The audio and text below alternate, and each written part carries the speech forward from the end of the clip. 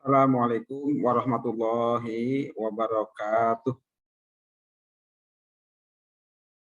Salam sehat selalu, tabibun, saudara-saudara, para mahasiswa-mahasiswi bimbingan konseling FKIP Universitas Lampung. Selamat bertemu kembali di mata kuliah Landasan Kependidikan.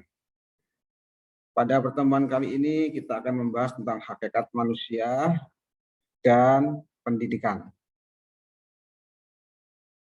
Apa itu hakikat manusia?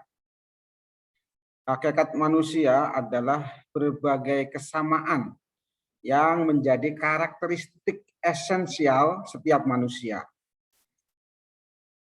Dengan karakteristik esensialnya itulah manusia mempunyai martabat khusus sebagai manusia yang berbeda dari makhluk lainnya.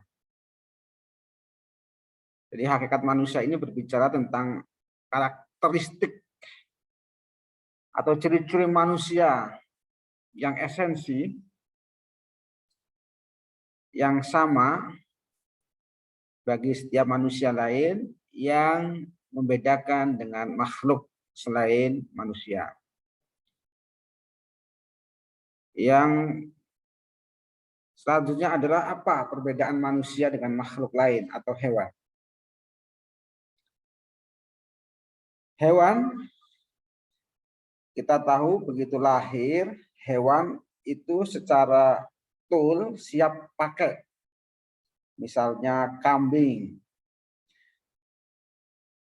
Kambing yang melahirkan, itu anaknya bisa langsung berdiri tidak lama setelah dilahirkan oleh ibunya. Tetapi sebaliknya manusia,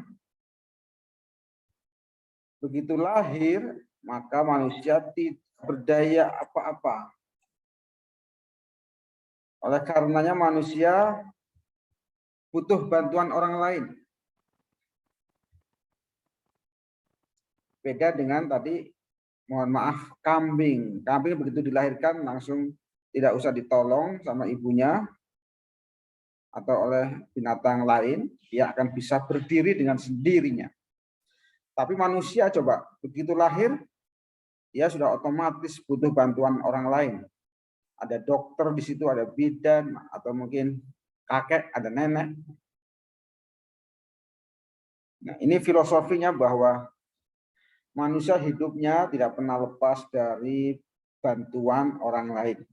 Tidak ada manusia yang hidupnya bisa hidup dengan sendirian. Filosofinya. Mengapa manusia lahir tidak berdaya? Itu ingin mengatakan bahwa manusia itu harus hidup saling bantu-membantu, tolong-menolong, dan ini berlaku sampai meninggal dunia. Orang yang meninggal dunia pun sekalipun masih butuh bantuan orang lain, yaitu mengangkat kerandanya, mengangkat dirinya yang sudah mati sampai ke liang kubur. Bahkan sudah meninggal pun, bahkan sampai sudah meninggal pun, manusia masih butuh bantuan orang lain, yaitu mengangkat dirinya yang telah wafat untuk bisa dimakamkan di tempat yang semestinya. Sehingga manusia pun untuk bisa berjalan butuh proses lama. Bisa 2 tahun baru bisa berjalan. Mungkin ada yang 3 tahun. Nah, ini maknanya apa? Manusia dalam konteks untuk menjadi dirinya manusia yang sempurna, itu tidak instan, tapi ada proses yang berjalan, yang itu prosesnya tidak sebentar, tapi lama. Oleh karenanya, kita seharusnya menikmati proses yang sedang kita lalui, bukan hasil. Proses harus kita nikmati, kita enjoy, dan seterusnya, supaya proses itu bisa berjalan dengan baik. Kemudian yang kedua, hewan itu makhluk biologis. Ada, kalau orang Jawa bilang, kerjaannya hanya mangan, molor, modal. Apa itu mangan? Mangan itu hanya kerjaannya makan. Molor, kerjaannya hanya tidur. Modal, kerjaannya hanya buang air besar atau buang air kecil. Tapi kalau manusia, selain sebagai makhluk biologis, yaitu yang tadi mangan, molor, modal, makan, tidur, istirahat, juga buang hajat, manusia juga makhluk individual. Manusia punya potensi. Potensi itu sangat terbatas. Ada bakat, ada minat. Manusia itu ada sesuatu yang unik, individual differences. Tidak ada manusia di dunia ini yang satu manusia dengan manusia yang lain yang sama. Bahkan kembar siam pun manusia itu berbeda dari segi potensi, bakat, minat, hobi, dan seterusnya. Sebagai manusia, makhluk biologis, juga makhluk individual, dan juga makhluk sosial. Manusia juga bermasyarakat. Di lingkungan kita ada RT, ada RW, ada lurah, ada camat, ada bupati, sampai presiden. Itu tidak dipunyai oleh binatang. Tidak dipunyai oleh binatang. Binatang itu walaupun dia bersosial, tetapi sifatnya naluriah atau insting. Tidak ada di situ ada RT, RW, lurah, camat, sampai presiden. Ya, manusia bisa memiliki negara, bangsa, dan seterusnya. Yang ketiga, perbedaan antara hewan dengan manusia. Kalau hewan itu memiliki alat insting. Insting itu berupa pemberian dari Tuhan yang itu tidak bisa berkembang. Contohnya hewan bisa membuat rumah. Misalnya laba-laba. Hewan membuat rumah itu adalah insting yang diberikan oleh Tuhan kepada laba-laba untuk membuat rumah. Tetapi cara membuat rumahnya dari dulu sampai nanti hari kiamat tidak ada pernah perubahan. Rumahnya akan stagnan, akan statis seperti itu. Beda dengan manusia. Manusia diberi akal oleh Tuhan, tidak hanya insting tapi ada akal. Dengan akal inilah manusia bisa membuat rumah yang dari dulu sampai hari kiamat nanti itu akan terus berubah. Kalau sekarang manusia sudah bisa membuat hotel sampai 150 tingkat mungkin ya. Yang dulu ada gedung kembar WTC di Amerika itu yang dibom oleh teroris. Manusia bisa bikin hotel sampai 150 tingkat. Itu tidak dipunyai oleh hewan. Dengan akal manusia bisa menciptakan ilmu, pengetahuan, dan teknologi. Dengan akal manusia bisa membuat pesawat. Yang itu tidak dipunyai oleh hewan. Inilah keberbedaan manusia dengan hewan yang sangat mendasar. Dengan akal manusia menjadi wakil Tuhan di muka bumi. Tidak ada makhluk Tuhan selain manusia ini yang diberi amanah sebesar manusia. Konsekuensinya manusia dikasih akal, maka dia punya tugas berat yaitu wakil Tuhan di muka bumi. Apa pekerjaan wakil Tuhan di muka bumi? Tuhan bukan berarti tidak bisa mengelola bumi atau dunia, alam semesta dan seisinya, tapi Tuhan punya tangan kanan, wakilnya, yaitu manusia.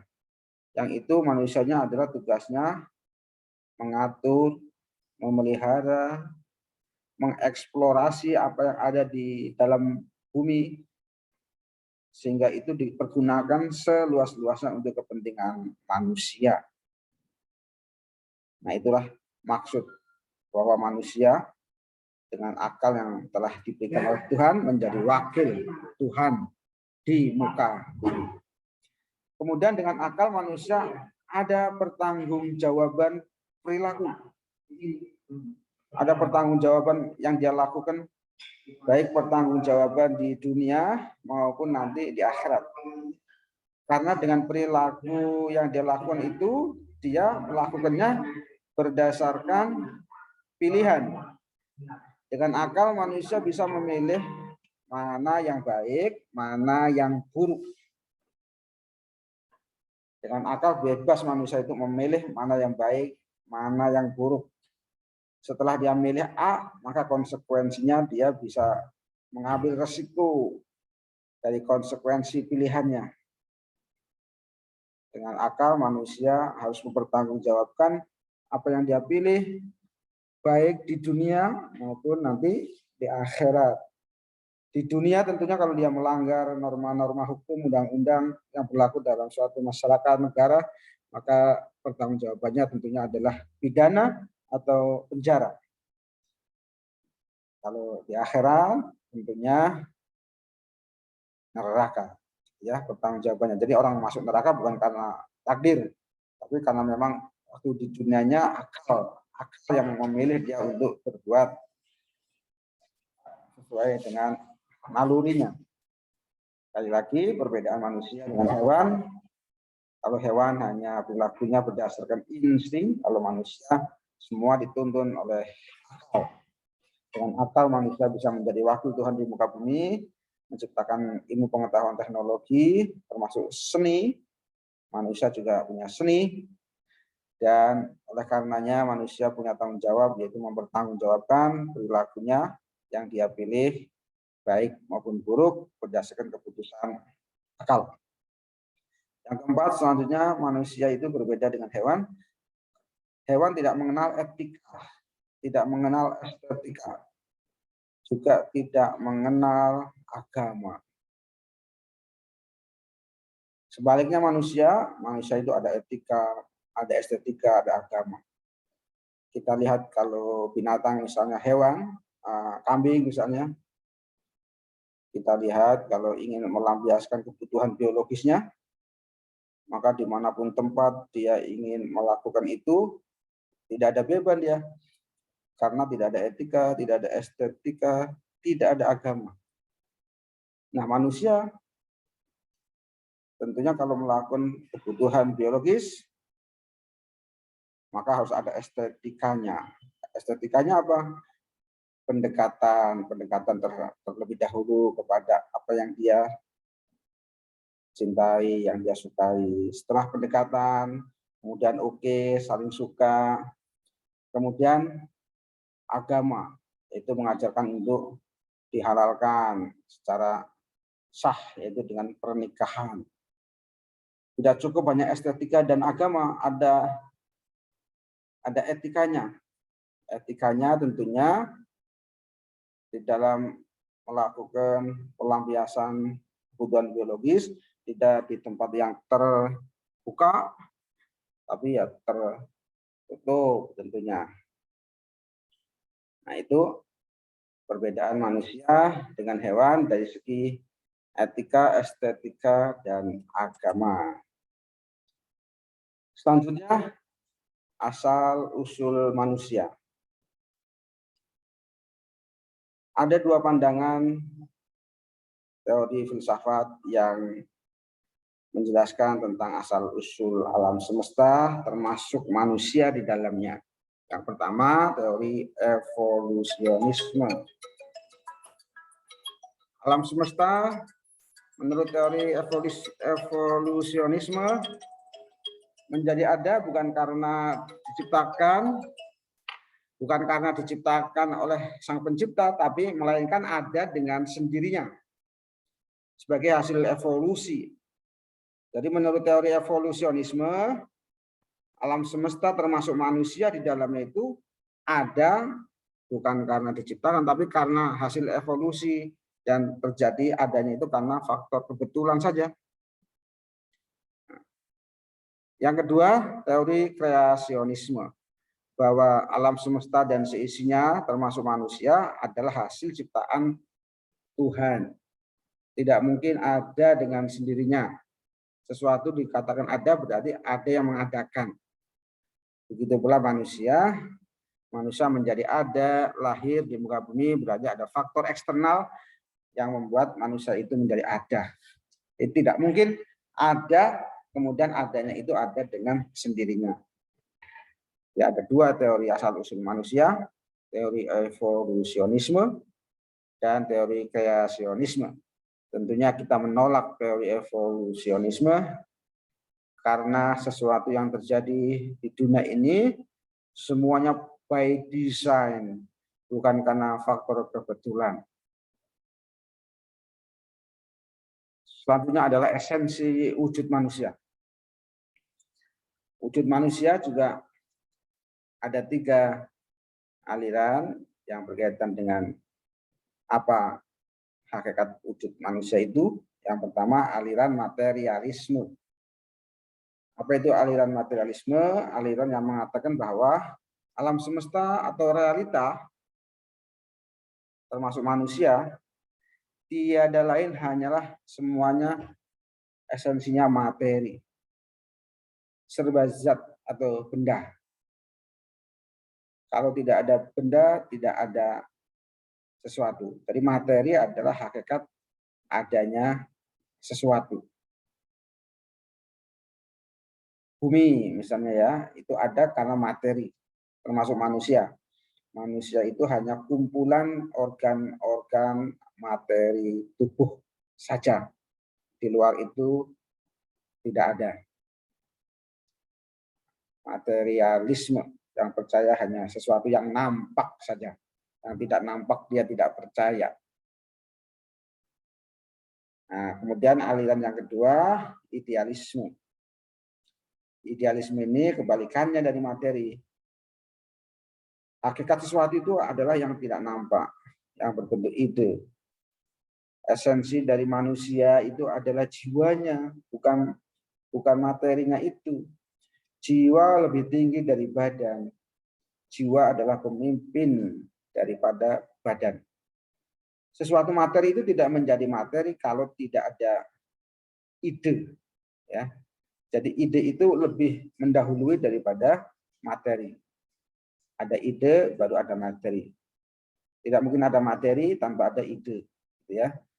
Sehingga aliran idealisme ini lebih jauh mengungkap hakikat sesuatu itu ada karena ide itu yang pertama. Manusia juga begitu, adanya manusia itu karena jiwanya, bukan karena badannya. Jiwa lebih tinggi dari badan, jiwa merupakan pemimpin dari badan. Kemudian yang ketiga adalah aliran dualisme yang percaya bahwa esensi dari segala sesuatu atau realita, sesuatu yang ada itu adalah ada 2 substansi yaitu materi dan jiwa. Jadi kedua-duanya.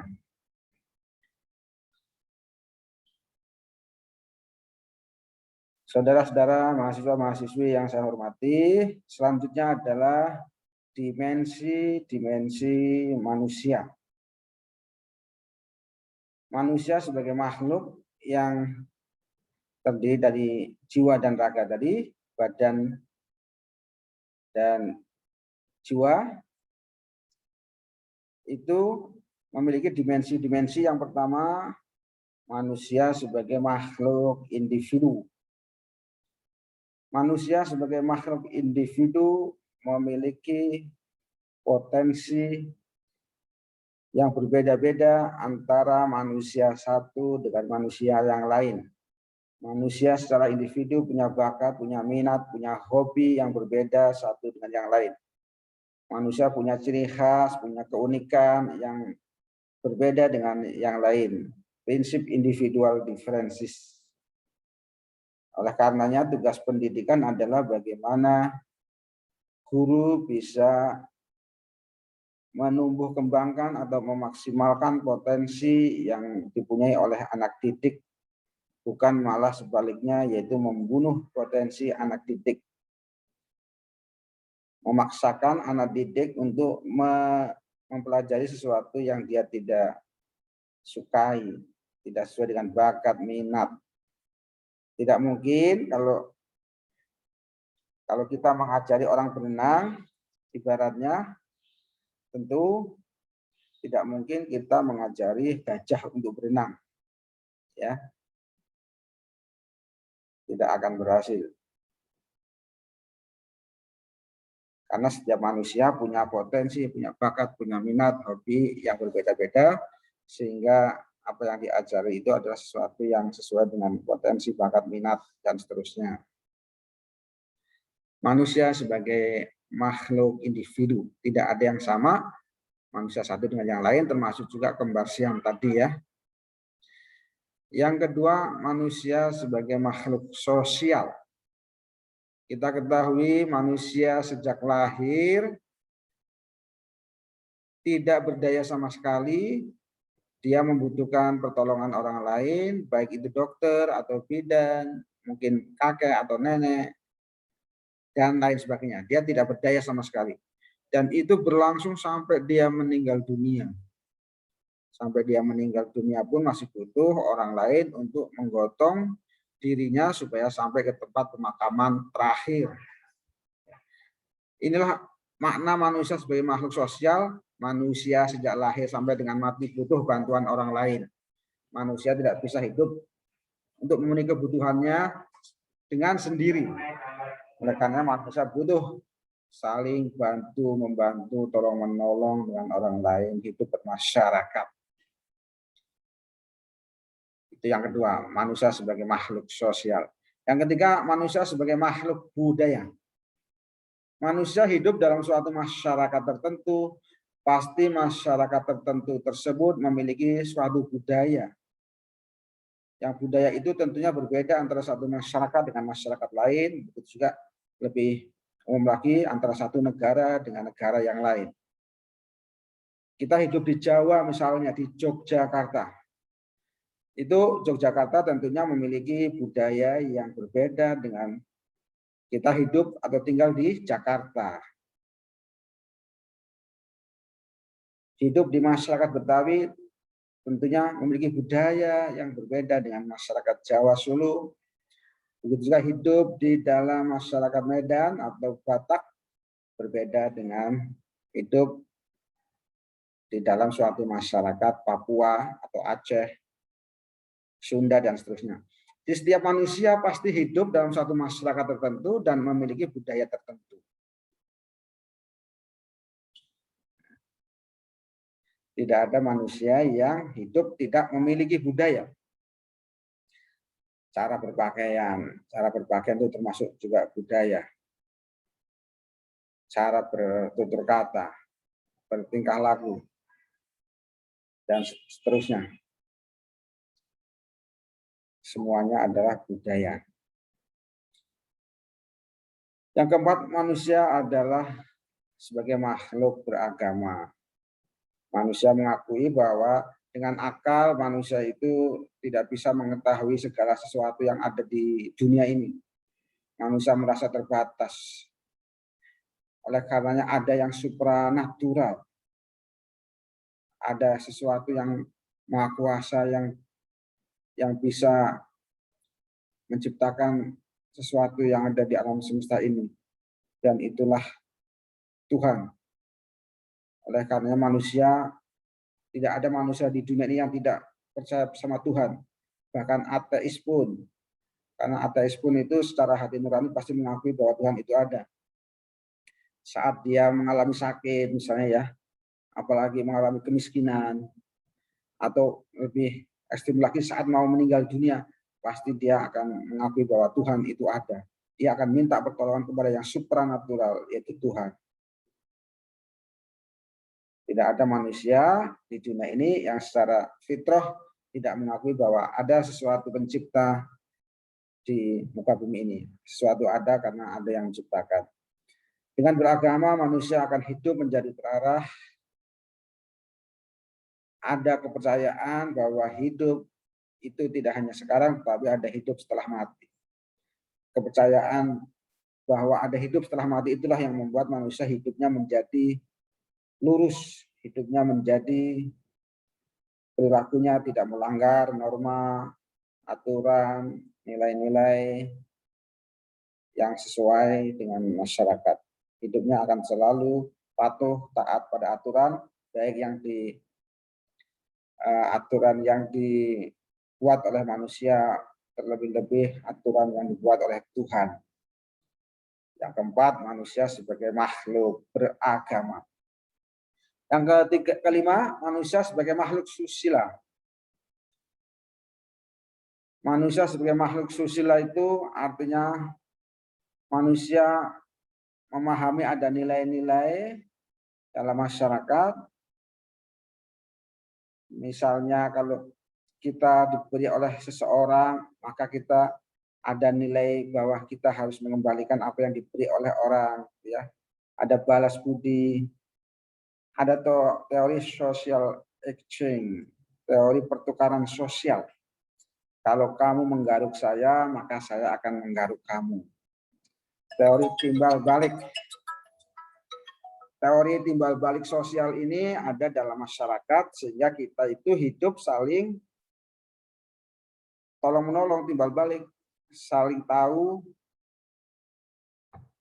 tidak egois. Kalau ada orang saat kita sakit dia menjenguk, maka saat dia sakit kita jenguk, saling timbal balik.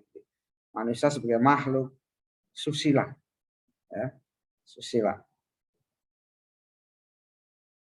Ada timbal balik, nilai apa yang dia beri kita beri, pertukaran sosial, ya. Yang keenam, manusia sebagai makhluk kesejarahan. Manusia adalah satu-satunya makhluk yang bisa memahami sejarah yang telah lalu dan sejarah yang sekarang, serta manusia dengan akalnya mampu merencanakan sejarah yang akan datang. Sejarah yang akan datang kita mau menulis apa, kita mau jadi apa. Kalau Soekarno misalnya sudah menulis, beliau sebagai proklamator. Pak Hatta juga sudah menulis di Indonesia ini sebagai wakil presiden pertama. Kemudian ada Pak Habibie mungkin menulis dengan penemuan pesawat terbangnya. Kita itu bisa merencanakan yang akan datang mau menulis apa, sehingga kita bisa mewariskan nilai-nilai sehingga kita tetap dikenang oleh sejarah. Para nabi juga sudah menulis, misalnya kalau dalam Islam Nabi Muhammad sudah mewariskan Al-Quran, Al-Hadis. Apa yang akan kita tinggalkan setelah nanti kita tiada? Makhluk kesejarahan, manusia mampu memahami sejarah masa lalu. Kalau masa lalu misalnya kita pernah mengalami G30 SPKI, bagaimana kebiadaban dan seterusnya dari PKI, apakah kita ingin PKI akan hadir lagi di bumi Nusantara ini? Nah, manusia makhluk kesejarahan, ya. Mampu memahami sejarah masa lalu untuk tidak terulang lagi ke masa yang akan datang. Juga manusia mampu merencanakan sejarah yang akan datang sehingga dia mampu menjadi pelaku sejarah atau menulis tinta emas sehingga dia ada yang diwariskan saat tiada. Yang ketujuh adalah manusia sebagai makhluk komunikasi. Kita tahu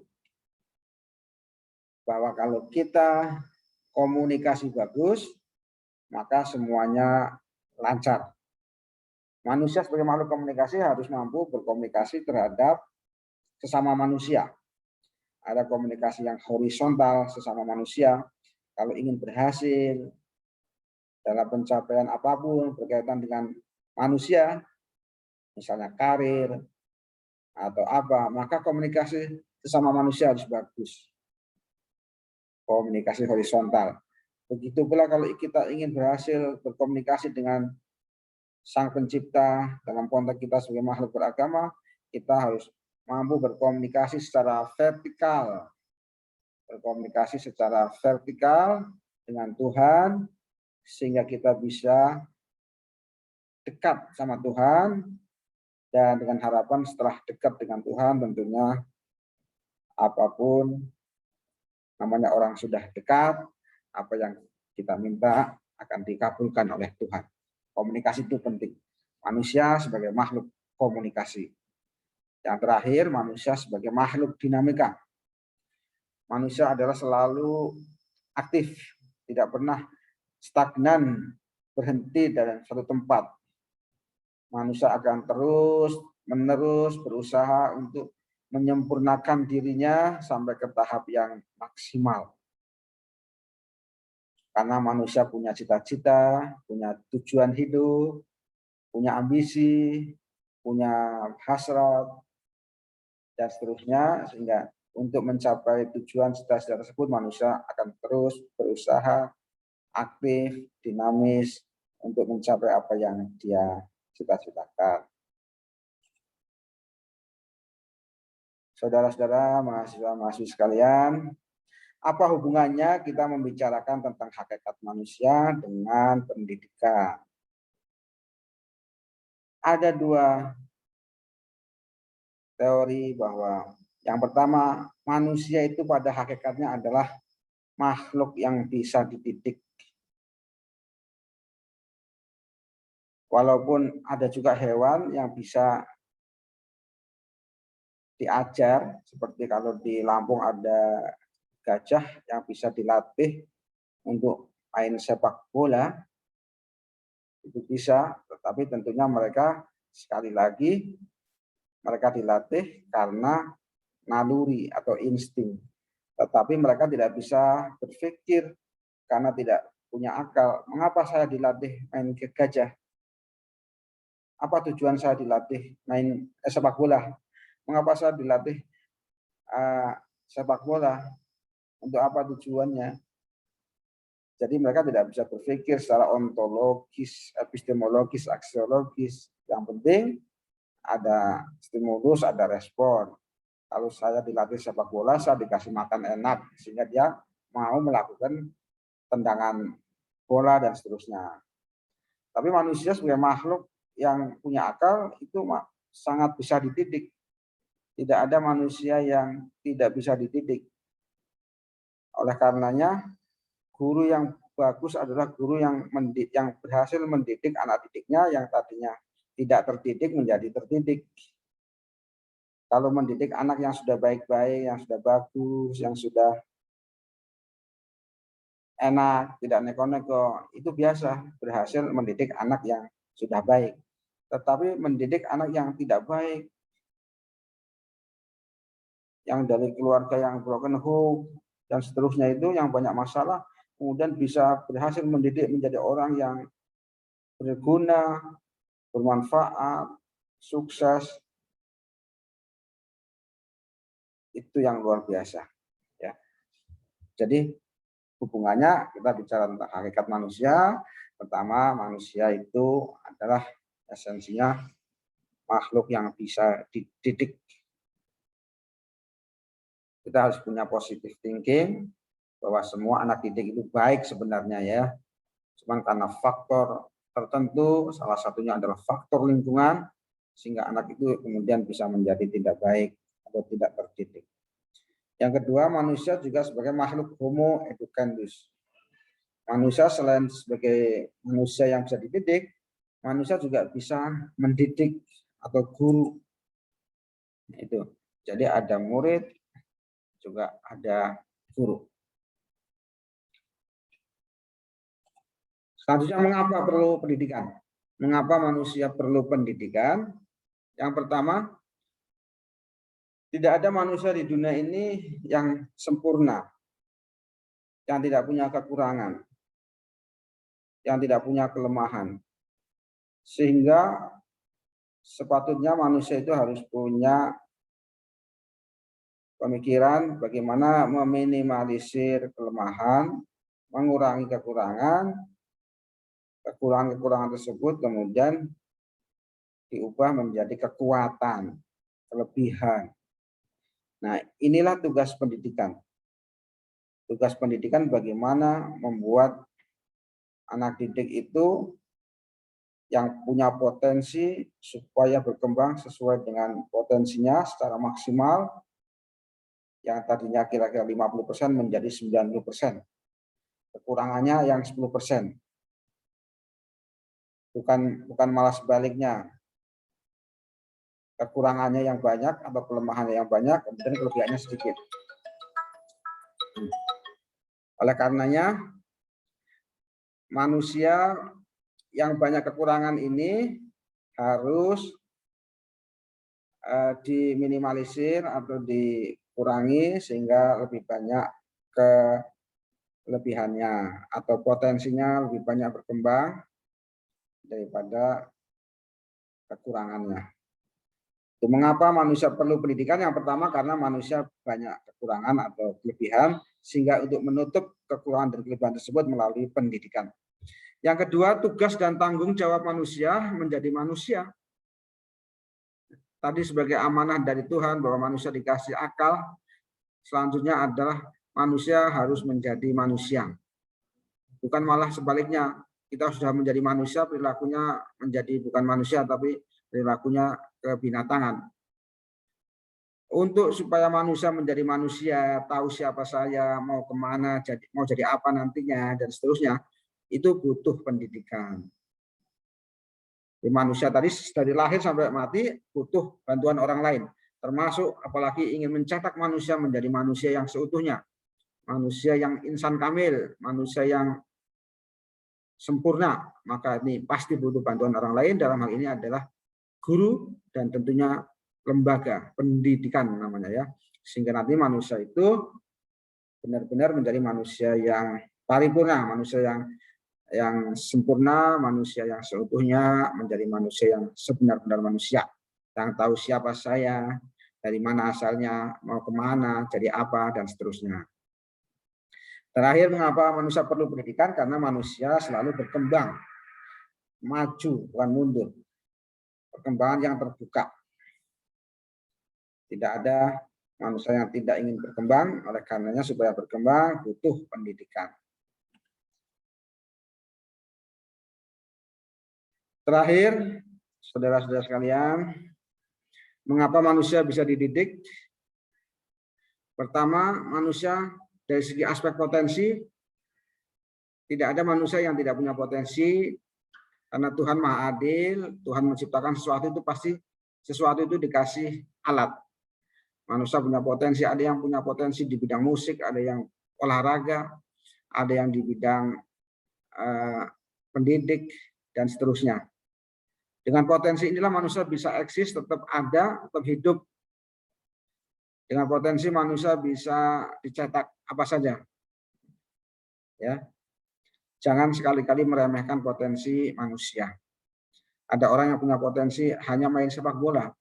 Kita tahu di sepak bola itu ada Ronaldo, ada Lionel Messi. Itu walaupun sepele hanya main bola, tetapi tahukah Anda berapa gaji Ronaldo per jamnya, per minggunya, per bulan, per tahun? Itu gaji pemain sepak bola, walaupun hanya main bola, tapi gajinya lebih besar dari gaji presiden kita Republik Indonesia. Anda tahu di Indonesia misalnya ada Raffi Ahmad. Raffi Ahmad berapa itu kekayaannya? Terakhir 400 miliar sekitaran. 400 miliar hanya menjadi apa itu? Pembawa acara ya. Ya semacam itulah.